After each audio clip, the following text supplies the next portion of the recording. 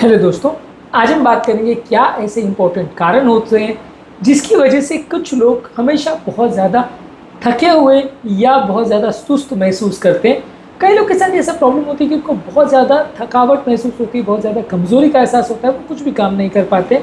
तो इसके इम्पोर्टेंट कारणों पर आज हम डिस्कस करेंगे ताकि ओवरऑल एक अवेयरनेस बन पाए और आप उसके बारे में थोड़ा पहले से सजग हो जाए और उन कारणों को अवॉइड कर सके ताकि ज़्यादा कमजोरी ना हो। ऑब्वियसली किसी बीमारी का निवारण उसके कारणों में छुपा होता है। कारणों को समझ पाएंगे, डायग्नोसिस बना पाएंगे, तभी तो ट्रीटमेंट करेंगे। टॉपिक पर जाने से पहले जो लोग हमारे चैनल पर नए हैं उन्हें रिक्वेस्ट करूँगा कि चैनल को सब्सक्राइब करें, वीडियोस को लाइक करें, शेयर करें, फॉलो करें, कमेंट करें, पूरा देखें। टॉपिक इंपॉर्टेंट है इसलिए सेंटर देखिएगा, बहुत ही कॉमन बीमारी है। चलिए शुरू करते हैं इंपॉर्टेंट वीडियो।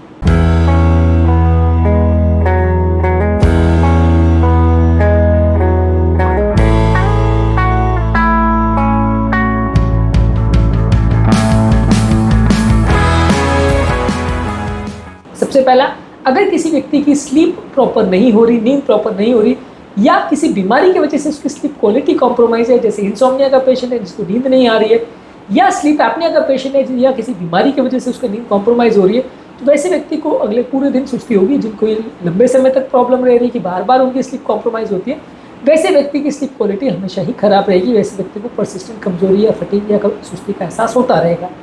इसके अलावा अगर किसी व्यक्ति का न्यूट्रिशन कॉम्प्रोमाइज है, ये वो प्रॉपर न्यूट्रिशन नहीं ले रहा है, विटामिन B12, डी और आयरन की अगर उसके खाने में कमी है और वो अगर बहुत ज़्यादा मात्रा में प्रोसेस्ड फूड्स या तली गली चीज़ें बहुत ज़्यादा खाता है या मैदे की बनी हुई चीज़ें खाता है, राइस बनी हुई चीज़ें बहुत ज़्यादा खाता है, जिनको बहुत ज़्यादा पीसा या मैश किया या फैक्ट्री में प्रोसेस किया जाता है, इस तरह के फूड प्रोडक्ट्स को ज़्यादा लेता है, तो इससे बहुत ज़्यादा कमजोरी और सुस्ती का एहसास होता है। ये आप मिस करेंगे, कम करेंगे तो इससे आपको बेटर लगेगा। इसके अलावा यदि किसी व्यक्ति की आदत है कि वो अपने खाने को मिस करता है, तो कई बार शुगर लेवल्स बहुत ज़्यादा लो होने की वजह से भी कमजोरी सुस्ती हो सकती है।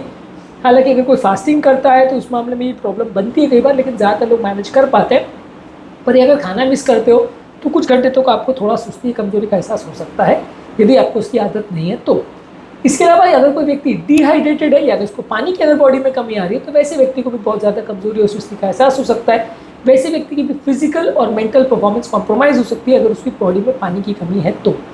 इसके अलावा यदि किसी व्यक्ति को अगर लंबे समय में क्रॉनिक स्ट्रेस है, एंग्जाइटी है, तो वैसे व्यक्ति को भी बहुत ज़्यादा कमजोरी सुस्ती हो सकती है।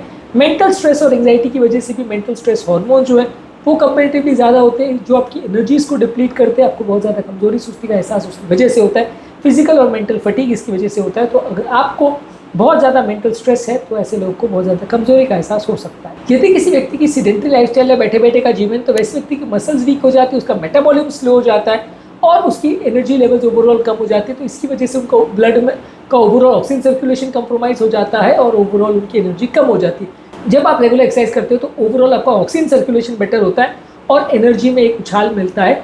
इसलिए आपको रेगुलर बेस पे एक्सरसाइज करना चाहिए जिन लोगों को कमजोरी का एहसास है। इसमें कई लोग ऐसा सोचते हैं कि ज़्यादा एक्सरसाइज करने से सुस्ती होगी, पर ऐसा नहीं है। यदि आप रेगुलर एक्सरसाइज करेंगे तो आपको ज़्यादा बेटर लगेगा और आप ज़्यादा एनर्जेटिक फील करेंगे। कुछ ऐसी बीमारियां हैं जिनकी वजह से भी बहुत ज़्यादा कमजोरी सुस्ती का एहसास हो सकता है।